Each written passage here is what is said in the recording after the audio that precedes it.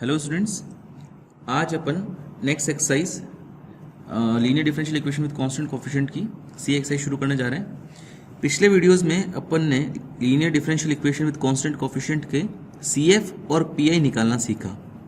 CF निकालना तो easy था, पीआई निकालना थोड़ा सा एम्बिगियस था कन्वेंशनल मेथड जो अपन ने सीखा उससे।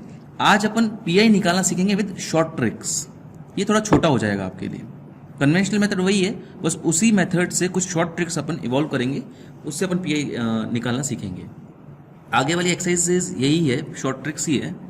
आज की एक्सरसाइज में अपन, अगर आपके पास कुछ function of D into Y is to Q की फॉर्म में डिफरेंशियल इक्वेशन है, और अगर क्यू जो है ई की पावर ए एक्स की फॉर्म में है, तो उसका पर्टिकुलर इंटीग्रल कैसे निकालते हैं वो सीखेंगे। चलिए देखते हैं। अगर क्यू, ये आपके डिफरेंशियल इक्वेशन इस प्रकार से है, sum function of d into Y is to ई की पावर ए एक्स। तो पहले आपको सी एफ निकालना होता है, वो तो ईजी है। पी आई आपका होता है 1 upon function of d into e की पावर ए एक्स। कन्वेंशनल मेथड में आपको बता चुका हूँ। अब इसका पहले शॉर्ट ट्रिक्स कैसे डेरिवेट की गई है पहले वो सीख लेते हैं। d की पावर n ई की पावर ए एक्स अगर हो, मतलब डेरिवेटिव ऑफ ई की पावर ए एक्स एन टाइम्स, तो इसका फॉर्मूला है ए की पावर एन ई की पावर ए एक्स होगा बेटा, ऑब्वियसली ना। डी अगर ए की पावर ए एक्स का एक बार डेरिवेटिव करते हो तो ए ई की पावर ए एक्स आता है, दो बार डेरिवेट करते हो तो एक बार और ए आएगा, मतलब ए स्क्वायर ई की पावर ए एक्स। तो nth टाइम अगर डेरिवेट करोगे तो ये आएगा ए एन ई की पावर ए एक्स। अब अगर आपके पास फंक्शन ऑफ डी कुछ polynomial in terms of D है, कोई ना कोई डी का पॉलिनोमियल होगा बेटा। सपोज वो इस प्रकार से है, डी एन P1 डी की power n minus one, P2 D की पावर n माइनस टू, इस तरह करते करते सम अनदर लास्ट कांस्टेंट है और टाइम्स ऑफ फाई, ओनली यही है, ये एफ डी है। तो एफ डी ऑफ ई की पावर ए एक्स क्या होगा, ये होगा डी की power n plus P1 D की power n minus one plus P2 D की पावर n माइनस टू, इस तरह करते करते Pn तक ई की पावर ए एक्स।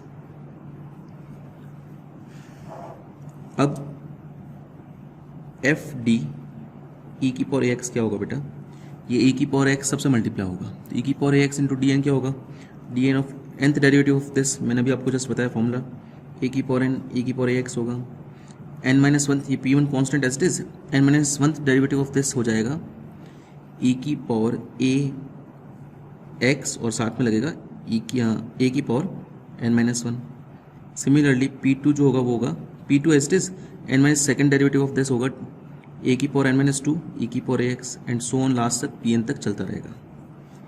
अगर आप ई की पावर ए एक्स कॉमन ले लो यहाँ पे वापस, तो ये हो जाएगा ए की पावर एन प्लस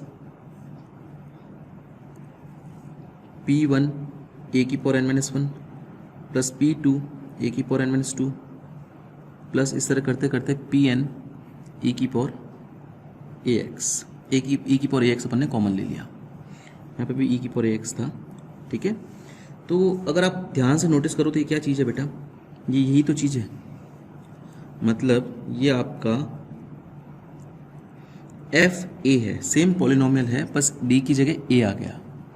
तो ये आपके पास है एफ ए ई की पावर ए एक्स। तो आपको क्या पता चला बेटा इससे, अगर मैं इसको थोड़ा सा शिफ्टिंग करूँ, इसको इस साइड ले लूँ, इसको और एफ डी को इस साइड ले लूँ, ई की power A x upon F A is equal to होता है 1 बाय एफ डी ई की पावर ए एक्स। मतलब जो पी आई है ये रहा, वो क्या हो गया 1 बाय डी ई की पावर ए एक्स, ये पी आई है बेटा, ये हो गया ई की power A x upon F a. Short trick क्या है कि अगर 1 अपॉन sum function of D into e की पावर ए एक्स है, तो आपको डी की जगह ए रखना है सिंपली, गिवन दैट ये जो डिनोमिनेटर है वो जीरो ना हो। अगर डिनोमिनेटर जीरो हो गया तो थोड़ा सा अलग हो जाएगा। क्या है बेटा, अगर डिनोमिनेटर जीरो है, मतलब अगर एफ ए जीरो हो रहा है, मैं ये डेरिवेशन कर रहा हूँ, शॉर्ट ट्रिक वापस आपको एग्जांपल से मैं बताऊंगा। अगर डिनोमिनेटर जीरो हो रहा है बेटा, तो आप लोग एक काम करें, 1 बाय एफ डी ई की पावर ए एक्स आपके पास है जैसे। तो अगर डिनोमिनेटर जीरो है, इसका मतलब ये है कि इसके अंदर d माइनस ए एक फैक्टर ज़रूर होगा, क्योंकि यहाँ पे ही ए की जगह डी की जगह ए रखने पर ही जीरो बना रहा है। तो अगर आप वो डी माइनस ए अलग कर दें और बचा हुआ फंक्शन अगर सपोज दूसरा कुछ ए का फंक्शन है और फाइव डी, तो क्या करें आप लोग, अब फाइव जिसमें जीरो नहीं हो रहा वहाँ पे तो जीरो रख दें, सॉरी जहाँ पे जीरो नहीं हो रहा वहाँ पे तो आप ए रख दें, डी की जगह ए, ये कांस्टेंट हो गया, इसको तो बाहर रख दो। और 1 जो डी माइनस ए ई की पावर ए एक्स है, इसको आप कन्वेंशनल मेथड से अगर कैलकुलेट करोगे तो ये आ जाएगा एक्स ई की पावर एक्स, ये आपको याद रखना है। डी की पावर अगर डी माइनस ए की पावर 1 है ना, ये अगर ऐसा हो रहा हो कि डी माइनस ए इसके अंदर अभी भी फाइव ए भी जीरो हो रहा है, तो इसका मतलब ये डी माइनस ए इसके अंदर और है, तो अगर डबल बार है ए की डी माइनस ए तो आप इसको सेम डी माइनस ए का होल स्क्वायर लिख दो, और ये फाइव ऑफ डी है ई की पावर ए एक्स। तो अब इसमें सपोज ये जीरो नहीं हो रहा है तो इसमें आप ए रख दो, डी की जगह ए रख दो, तो ये हो जाएगा 5a और ई की पावर ए एक्स 1/5a 1/d माइनस ए का होल स्क्वायर। अगर इसको पार्शियल फ्रैक्शन से कैलकुलेट करके कन्वेंशनल मेथड से सॉल्व करें तो इसकी वैल्यू आती है x²/2 फैक्टोरियल ई की पावर ए एक्स। सिमिलरली अगर एफ डी सिमिलरली इसमें d माइनस ए की पावर r है अगर, तो इसका सॉल्यूशन होगा बेटा 1/5a, इसमें तो आपको डायरेक्ट a रखना है, कोई दिक्कत नहीं है, और इसका हो जाएगा x की power r upon r factorial e की पावर ए एक्स। ठीक है, चलिए क्वेश्चन ट्राई करते हैं। एग्जाम्पल 1, सॉल्व d+2 d-1 का क्यूब ऑफ y e की पावर x। यहाँ ध्यान रखें a की जगह 1 है, तो चलिए पहले CF निकालते हैं। CF तो बहुत इजीली निकल जाएगा, पहले ऑक्सिलरी इक्वेशन निकालनी पड़ेगी। m+2 और ये m-1 का होल क्यूब इसको 0, तो m की वैल्यूज आएगी -2 1 1 1, तो आपका जो CF है वो हो गया C1 e की पावर -2x, और इन तीनों को मिला के होगा C2 + C3x। तीनों सेम रूट्स है ना बेटा, इस कारण CF ये आएगा e की पावर 1x लिख दो या केवल x लिख दो, एक ही बात है। अब PI की बारी, 1 ये अपॉन में जाएगा d-1 का होल क्यूब और d+2 e की पावर ax, a की जगह 1 है। देखिए 1 आप यहाँ नहीं रख सकते कि 1 - 1 0 हो रहा है, 0 नहीं होना चाहिए डिनोमिनेटर में, यहाँ रख सकते हो, तो जिसमें रख सकते हो वहाँ तो रख दो। 1/d-1 का होल क्यूब 1+2, तो ये तो हो जाएगा 1/3। और अब इसका मैंने आपको फॉर्मूला बताया, क्या बताया बेटा, 1/d - a की पावर अगर r हो e की पावर ax, तो उसको आप लिखोगे x की पावर r e की power ax upon r factorial. Given that ये चीज़ और ये चीज़ सेम होनी चाहिए, मतलब ये इसमें d की जगह रखने पर 0 होना चाहिए, तो यहाँ पे ऐसा हो रहा है, ये 1 है ना, यहाँ पे 1 है, 1 d की जगह 1 रखोगे तो ये 0 हो रहा है ना बेटा, तो इसमें आपका आंसर आ जाएगा 1/3, r की वैल्यू है इस बार 3, तो x की पावर 3/3 फैक्टोरियल e की पावर ax, ये आपके पास आ गया PI।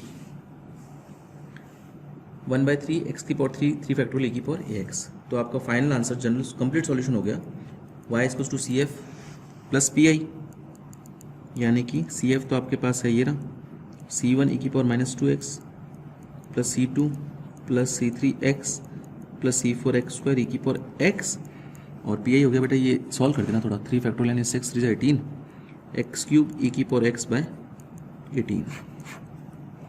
ओके, चलिए और क्वेश्चंस करते हैं। Example 2,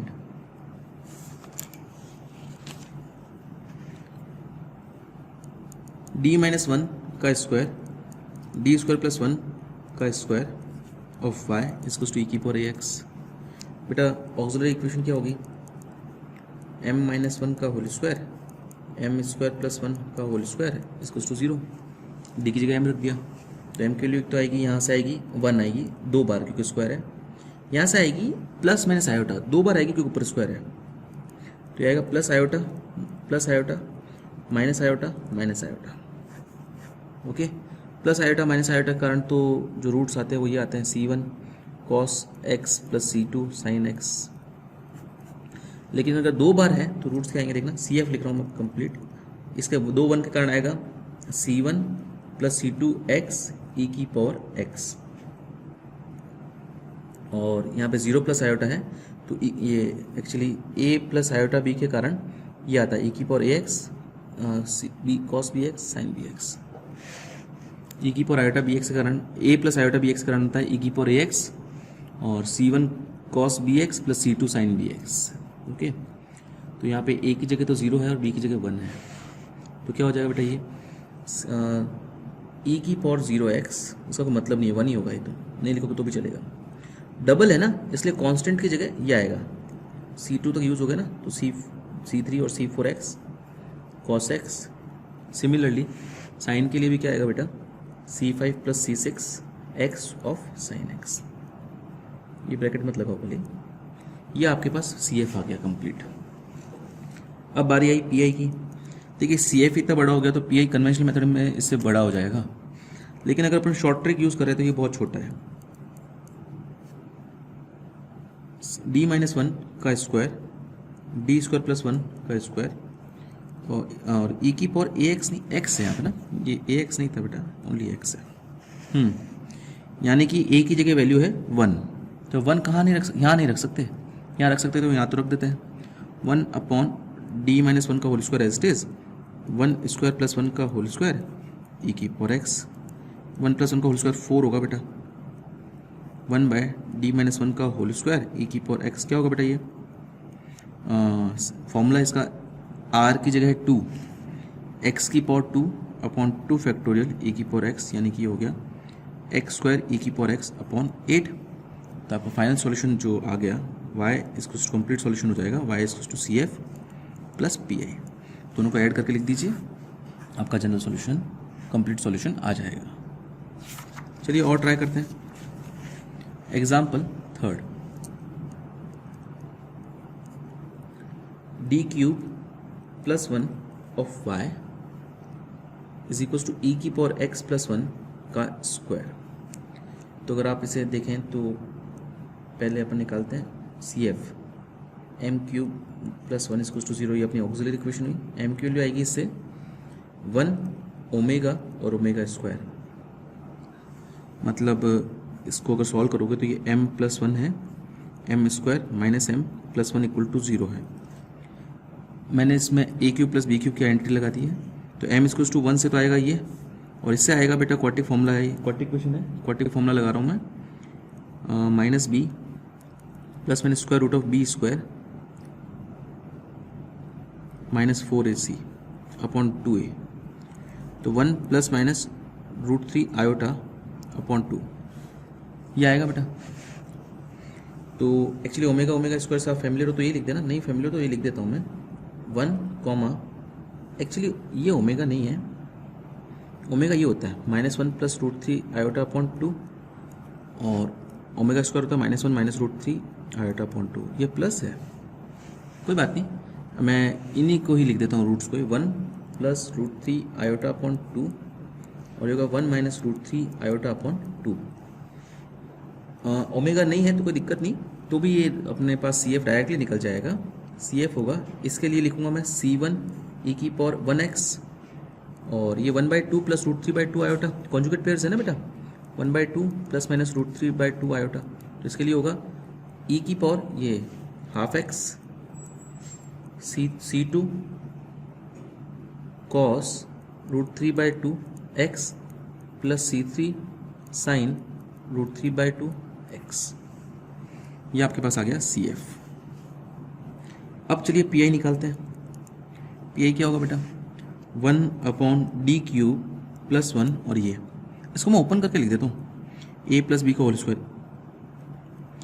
a square plus 2ab plus B square, यानी कि ये तो हो जाएगा 1 by D cube plus 1 E की power 2x, 1 by D cube plus 1 2 E की पावर x, 2 आगे ले लेते हैं, plus 1 by D cube plus 1 1, क्या होगा बेटा, ये 2 रख सकते हो कोई दिक्कत नहीं, 2 का क्यूब प्लस 1 0 नहीं हो रहा है, यहाँ पे 1 रख सकते हो कोई दिक्कत नहीं, 0 नहीं हो रहा है बेटा, और यहाँ पे 1 को मान लो e की पावर 0x, है ना, तो ये भी हो जाएगा 0 का क्यूब प्लस 1 e की पावर 0x, यानी कि ये हो जाएगा 1/9 e की पावर 2x प्लस 1, ये 1 प्लस 1 2 से 2 कट ही जाएगा, e की पावर x, और 1/1 प्लस e की पावर 0x 1 आंसर। ये आपके पास आ गया पी और ये आपका CF, दोनों को ऐड कर दो, कंप्लीट सॉल्यूशन आपका आ जाएगा y equals to CF plus PI। Add करके आप लोग लिख दीजिएगा। चलिए नेक्स्ट एग्जाम्पल 4th, ये 2014 में आया हुआ है 5 मार्क्स का। Solve d² - 1 y is equals to cos hyperbolic x। I hope आपको कॉस हाइपरबोलन के बारे में पता है, एक बार मैं फिर भी आपको बता देता हूँ। साइन हाइपरबोलिक x का मतलब एक्चुअली होता है e की पावर x माइनस e की पावर माइनस x अपॉन 2, और कॉस हाइपरबोलिक x का मतलब होता है e की पावर x प्लस e की power minus x upon 2। Tan hyperbolic x होता है sine hyperbolic x upon cos hyperbolic x, मतलब e की पावर x माइनस e की पावर माइनस e की power minus x upon e की power x plus e की power minus x, ये 2 cut जाएगा। कॉट होता है, कॉट हाइपरबोलिक x होता है cos hyperbolic x upon sine hyperbolic x, और सेक हाइपरबोलिक x होता है इसका रेसिप्रोकल, और कोसेक हाइपरबोलिक x होता है इसका रेसिप्रोकल। नॉर्मल ट्रिग्नोमेट्री में जो रिलेशंस हैं रेशियो वाले वही इसमें फॉलो होते हैं। चलिए, तो आपको इसकी वैल्यू निकालनी है, इसका सॉल्यूशन निकालना है। पहले ऑक्सिलरी इक्वेशन निकालिए, m² - 1 इक्वल्स टू 0, तो m की वैल्यू आएगी +1 या -1। CF क्या होगा बेटा, +1 के कारण तो आएगा ये C1 e की पावर 1x, और -1 के कारण आएगा C2 e की पावर -x। ओके, PI क्या होगा बेटा, 1/d² - 1 कॉस हाइपरबोलिक x। एक काम करो, d² - 1 को अपन लिख सकते हैं d-1 d+1, और कॉस हाइपरबोलिक x को लिख सकता हूँ मैं e की पावर x प्लस e की power minus x upon 2। Upon 2 तो बाहर निकाल दो, और e की पावर x के ऊपर d-1 d+1 अलग लगा दो, और e की पावर माइनस x के ऊपर भी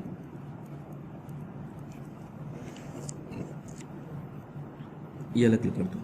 अब बेटा 1 है यहाँ पे a की वैल्यू, 1 यहाँ नहीं रखा जा सकता, लेकिन यहाँ रखा जा सकता है, तो रख दो 1/d-1, और ये 1 + 1 2 हो जाएगा। -1 यहाँ नहीं रखा जा सकता कि -1 + 1 0 हो जाएगा, कोई बात नहीं, यहाँ तो रख दो, -2 हो जाएगा d+1 e की पावर -x। अब बेटा क्या होगा, ये 1/2 तो बाहर, 1/d-1 की पावर 1, r की वैल्यू 1 है, e की पावर x का तो फॉर्मूला लिखाया था मैंने आपको, x e की पावर x। सिमिलरली -1/2 हो गया, d+1, उसकी ये रखने पे 0 हो रहा है ना, तो इसका भी फॉर्मूला बेटा x e की पावर x। तो आपका जो फाइनल आंसर है 1/2 कॉमन ले लो, तो PI आपका हो गया है 1/4